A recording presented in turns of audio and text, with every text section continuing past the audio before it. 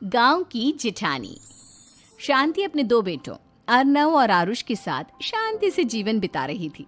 लेकिन शांति के पति सोहन से उसकी कभी कभार थोड़ी अनबन हो जाती थी। एक दिन शांति रोज की तरह सुबह का खाना बना रही थी, तभी दरवाजे की घंटी बजी। घंटी की आवाज सुनकर वो दरवाजे की ओर जाते हुए कहती है, अरे आती हूँ, कौन है, सब्र करो। शांति दरवाजा खोलती है तो देखती है कि उसके जेठ मोहनदास सामने खड़े होते हैं। वो सक पकाकर अपना घूंघट करती है और पैर छूकर कहती है, आइए आइए जेठ जी। कैसी हो शांति? जी मैं तो बिल्कुल ठीक हूँ, सब आपकी मेहरबानी है भाई साहब। शांति और मोहनदास की बातें सुनकर शांति का पति सोहन और उसके दोनों बेटे बाहर आ जाते हैं। अरे भैया राम राम, कैसे हो आप? राम राम भाई। अरे शांति, ऐसे खड़ी खड़ी क्या देख रही हो? चाय कॉफी कुछ लेकर आओ, भैया आए हैं। शांति तेजी से रसोई की ओर आगे बढ़ती हुए कहती है, अरे मेरी माँ, गेट खोलने के चक्कर में मेरे तो चावल ही जल गए। वो दौड़ी दौड़ी रसोई में जाती है और देखती है कि सारे चावल जल गए हैं। वो दोबारा चावल बनाने में लग जाती है। इतने में सोहन आवाज लगाता है, अरे शांति, तुम्हारे चावल का रोना खत्म हो गया हो तो चाय ले आओ। जी लाती हूँ अभी। शांति जल्दी जल्दी चाय बनाती है और मोहनदास को चाय देती है। सब एक दूसरे की खैर खबर पूछते हुए चाय पीते हैं। चाय खत्म होती ही मोहनदास शांति की ओर देखते हुए मजाक में कहते हैं, शांति, अब तुम्हारी चाय में दम नहीं रहा, अब हमें चाय बनाने वाली बदलनी पड़ेगी। ये कैसे मुमकिन होगा जेठ जी, घर और बाहर का सारा काम मुझे ही करना पड़ता है और कभी कभी जल्दी जल्दी के चक्कर में काम बिगड़ जाते हैं, जैसे आज चावल जल गए। अरे इसी का तो हल लेकर आया हूँ। मैंने रिश्ता देखा है अर्नव और आरुष के लिए। दोनों लड़कियाँ बहुत सुंदर और सुशील हैं। अगर आप दोनों इजाज़त दें तो बात करूँ आगे। सोहन और शांति रिश्ते की बात सुनकर कहते हैं, अब ठीक है, बात चलाइए ना भैया, पर पहले लड़की के बारे में कुछ बताइए तो सही। हाँ हाँ भाई साहब, लड़की कैसी है, परिवार कैसा है, कहाँ के रहने वाले हैं? देखो, परिवार तो बहुत अच्छा है, पर वे दोनों लोग बहुत गरीब हैं। दहेज में कुछ मिलेगा नहीं। अरे हमें दहेज में कुछ चाहिए भी नहीं, बस लड़की संस्कारी होनी चाहिए। एक लड़की तो पढ़ी लिखी है और शहर की रहने वाली है, पर दूसरी अपनी गरीबी की वजह से पढ़ न सकी और गांव में रहती है। लेकिन दोनों है बहुत खूबसूरत। अगर तुम सबको देखते ही पसंद ना आ जाए तो मेरा नाम बदल देना। हाँ, पर तो हम आके मूंद कर भरोसा कर सकते हैं भैया। आप आगे बात चलाइए, हम शादी करने को तैयार हैं। कुछ ही दिन में अर्नव और आरुष की शादी हो जाती है। आरुष की शादी अनपढ़ लड़की मंजरी से हो जाती है, जो कि बहुत भोली भी होती है, और अर्नव की शादी पढ़ी लिखी लड़की तनुजा से हो जाती है, जो कि घमंडी और चालू होती है। एक दिन मंजरी घर के काम कर रही थी कि अचानक शांति उसे आवाज लगाती है, बड़ी बहू, ओ बड़ी बहू, मंजरी जल्दी यहाँ आओ। मंजरी जल्दी जल्दी शांति के पास जाती है। बेटा मेरे पैर दबा दे, बहुत दर्द हो रहा है। जी माँ जी, बस बर्तन धोकर आती हूँ। अरे बैठ यहाँ, मेरे पैर में बहुत तेज दर्द हो रहा है, बर्तन छोटी बहू धो लेगी। मंजरी शांति के पैर दबाने लगती है तो शांति तनुजा को आवाज लगाती है, छोटी बहू, ओ छोटी बहू। तनुजा थोड़ी देर से आराम से चलकर आती है। जी माँ जी, आपने बुलाया मुझे? आपको कोई काम था क्या? तू कुछ काम कर रही है या? शांति की बात काटते हुए तनुजा बोलती है, कुछ नहीं माँ, फोन पर अपने घर पर बात कर रही थी। अरे बाद में बात करियो अपने घर वालों से, पहले जाके बर्तन धो ले। तनुजा मुंह बनाते हुए अपनी जिठानी की ओर देखती है और मन ही मन कहती है, ये महारानी वहां बैठी है, ये नहीं कि बर्तन धो ले। मैंने इतनी पढ़ाई बर्तन धोने के लिए की थी क्या? तनुजा दांत पीसकर वहां से चली जाती है। अगले दिन सब दफ्तर चले जाते हैं, तभी डाकिया चिट्ठी लाता है। शांति चिट्ठी लेकर मंजरी से कहती है, बड़ी बहू, जरा छोटी बहू को बुलाना, एक चिट्ठी आई है। मेरी तो आंखें कमजोर है तो मुझसे पढ़ा नहीं जाएगा। मंजरी तनुजा के पास जाकर कहती है, तनुजा, तुम्हें माँ जी बुला रही हैं। मुझ पर हुक्म मत चलाओ, काम बताओ काम। अरे मैंने तुम पर कहाँ हुक्म चलाया, और हुक्म चला भी दूंगी तो क्या हुआ, तुम तो मेरी छोटी बहन की तरह हो ना। तुम जैसी अनपढ़, जाहिल और गांव की गवार मेरी बहन नहीं हो सकती। बेचारी मंजरी तनुजा की बात सुनकर अपना सा मुंह लेकर रह गई। कोई चिट्ठी आई है, माँ जी तुमसे पढ़वाना चाहती है, बस इसलिए बुला रही हैं। मुंह टेढ़ा करके तनुजा मंजरी का मजाक बनाती हुए कहती है, अनपढ़ कहीं की। तनुजा का ऐसा बर्ताव देखकर बड़ी बहू बहुत दुखी होती है। तनुजा को अपनी पढ़ाई का घमंड इतना हो गया कि अब वो घर के कोई काम नहीं करती और अपनी जिठानी का मजाक बनाती रहती। तनुजा का ये बर्ताव अब उसकी सास को भी नजर आने लगा था। एक दिन शांति ने अपनी बड़ी बहू से कहा, मंजरी, तनुजा हर समय तुम्हारा मजाक उड़ाती है, तुम्हें गुस्सा नहीं आता क्या? आता तो है माँ जी, लेकिन मैं क्या करूं? जब भी उसे कुछ बोलती हूँ वो और भी जली कटी बातें मुझे सुनाकर चली जाती है। मैं उसे अपनी छोटी बहन की तरह प्यार करती हूँ, लेकिन उसके दिल में मेरे लिए कोई इज्जत नहीं। बहू, तूने वो कहावत सुनी है, जुल्म करने वाले से ज्यादा जुल्म सहने वाला अपराधी होता है। मंजरी अपनी सास का इशारा समझ जाती है।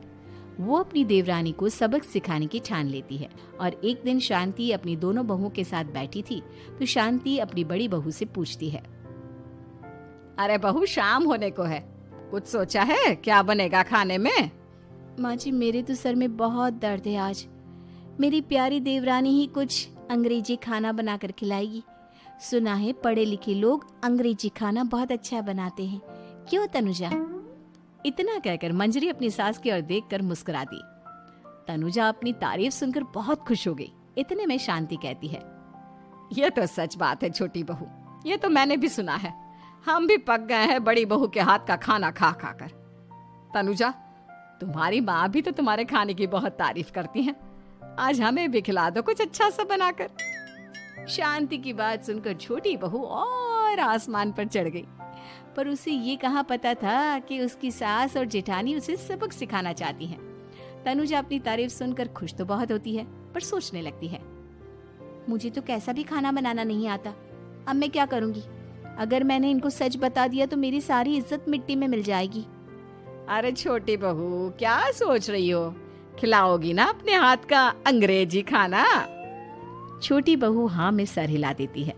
अचानक से उसके दिमाग में एक आइडिया आता है। मैं इंटरनेट से देखकर कुछ बना लेती हूँ, मेरी वाहवाही पूरे घर में हो जाएगी। मुझे कौन सा रोज रोज बनाना है। माँ जी, आज आप सबको ऐसा खाना खिलाऊंगी, ऐसा खाना खिलाऊंगी कि... इतने में शांति छोटी बहू की टांग खींचते हुए कहती है कि पता नहीं कैसा खाना खिलाओगी।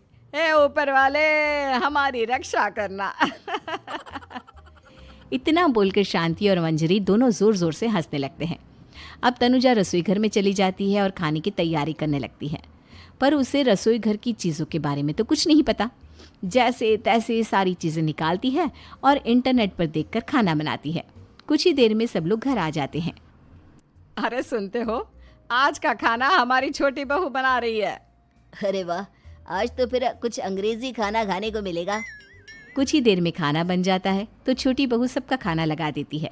इतने में बड़ी बहू कहती है, क्या बात है देवरानी जी, आज तो बहुत अच्छी खुशबू आ रही है। ये बात तो सही कही बड़ी बहू तूने, खुशबू तो अच्छी है। ऐसी खुशबू तो मेरे खाने में भी नहीं आती। सब मिलकर छोटी बहू की बहुत तारीफ करते हैं और छोटी बहू 7वें आसमान पर बैठ जाती है। अब सभी खाना खाते हैं।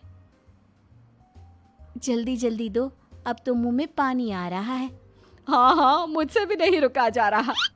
जैसे ही सोहन एक निवाला खाता है तो उसकी आंखों से पानी आने लगता है। ये देखकर शांति सोहन से पूछती है, क्या हुआ जी, खाना इतना अच्छा बना है कि आंखों से पानी आ गया? सोहन चुप रहता है और धीरे धीरे से खाना शुरू कर देता है। इतने में सोहन छोटी बहू से कहता है, बेटी तुम भी तो खाओ, तुम क्यों रुकी हो? खाना सच में बहुत अच्छा है। ये कहकर सोहन जोर से हंस देता है। फिर सब खाना खाने लगते हैं, लेकिन खाने में नमक और मिर्च तेज हो गई थी। तनुजा से कोई कुछ नहीं बोलता, बल्कि उसे भी खाने को कहते हैं। जैसे ही छोटी बहू खाना खाती है वो पानी पानी कहकर चिल्लाती है, पानी, इसमें तो पानी। ये खाना तो सच में इतना अच्छा बना है कि हमारे साथ साथ देवरानी जी भी इसके स्वाद को कभी नहीं भूल पाएंगी। सही कहा बहू। तनुजा को अपनी गलती का एहसास हुआ और उसने अपनी सास से कहा, माँ जी ये मेरी गलती नहीं है, इंटरनेट पर दिखाया था कि 4 चम्मच नमक और मिर्च डालने हैं। अब मंजरी को भी मौका मिल गया और उसने तनुजा पर तंज कसा। नाच न जाने आंगन टेढ़ा, हर जगह अपनी पढ़ाई दिखाती हो, दूसरों का मजाक उड़ाती हो। अब पता चला ना, हर चीज़ में पढ़ाई काम नहीं आती। और तुम तो शहर में रही हो, तुम्हें तो मुझसे भी अच्छा खाना बनाना आना चाहिए ना। बेटा, अगर तूने ठीक से सब सीखा होता तो आज तुझे शर्मिंदा नहीं होना पड़ता। बात शहर या गांव की नहीं होती। मंजरी गांव से आई है, लेकिन उसे घर का काम करना और खाना बनाना सब अच्छी तरह से आता है। तुम शहर में रही हो, तुमने ये सब क्यों नहीं सीखा? छोटी बहू सर नीचा कर सबसे माफ़ी मांगती है और बहुत शर्मिंदा होती है। दीदी मुझे माफ़ कर दो, मैंने आपको बहुत बुरा भला कहा, पर आपने मुझे हमेशा ही माफ़ किया। आज मुझे अपनी गलती का एहसास हो गया है। अब दोनों बहुएं मिलकर घर का काम करने लगी और एक दूसरे को अपने गुण बांटने लगी। मंजरी ने अपनी देवरानी को खाना बनाना और घर का काम करना सिखाया, वहीं तनुजा ने भी अपनी जिठानी को पढ़ना लिखना सिखाया। शांति और सोहन ऐसी बहुएं पाकर बहुत खुश थे। 3 days later. काकी, अंजलि दीदी के लिए शहर से फोन आया है, जल्दी से भेजो दुकान पे, नहीं तो फोन कट जाएगा। हाँ हाँ बेटा, अभी भेजती हूँ। अंजलि बेटा, तेरे लिए शहर से फोन है, सब काम छोड़ के जल्दी जाके सुन ले, नहीं तो फोन कट जाएगा। हाँ माँ, अभी जाती हूँ, जरूर मीनाक्षी दीदी का फोन आया होगा। हाय अंजलि। नमस्ते दीदी, मेरा मतलब हाय, कैसी हो आप? यहाँ तो सब ठीक है। मामा मामी कैसे हैं? तू कैसी है? मेरे तो एग्जाम्स होने वाले हैं, हर रोज कॉलेज जाना पड़ता है, lectures, extra classes, private coaching. ओ, मैं तो इतना थक जाती हूँ, क्या बताऊँ। आपकी कॉलेज वाली बहन जी आपको इतना पढ़ाती हैं, तो घर कब जाती हैं आप दीदी? अरे नहीं नहीं, ये सब सिर्फ मेरी प्रोफेसर नहीं पढ़ाती, मैं अलग से दूसरे टीचर्स के पास भी पढ़ने जाती हूँ। दीदी, फिर तो आप बहुत थक जाती होगी ना। आप ना पैदल मत जाया करो, टांगा ले लिया करो दीदी। नहीं मेरी भोली बहन, ना मैं पैदल जाती हूँ, ना ही यहाँ टांगा मिलता है। मैं बस से जाती हूँ और थोड़ी दूरी के लिए रिक्शा ले लेती हूँ। सच्ची? वहाँ पर टांगे नहीं, बस चलती है? वाह, वो भी हर रोज? हमारे गांव में भी बस आती है, दिन में 2 बार। यही तो खास बात है शहर की। यहाँ बसें पूरा दिन दौड़ती हैं सड़कों पर, और सिर्फ बसें ही नहीं, कार, स्कूटर और ट्रक भी। और तो और थोड़ी दूरी पर तो हवाई जहाज भी है, जहाँ से हवाई जहाज आसमान में उड़ते हैं।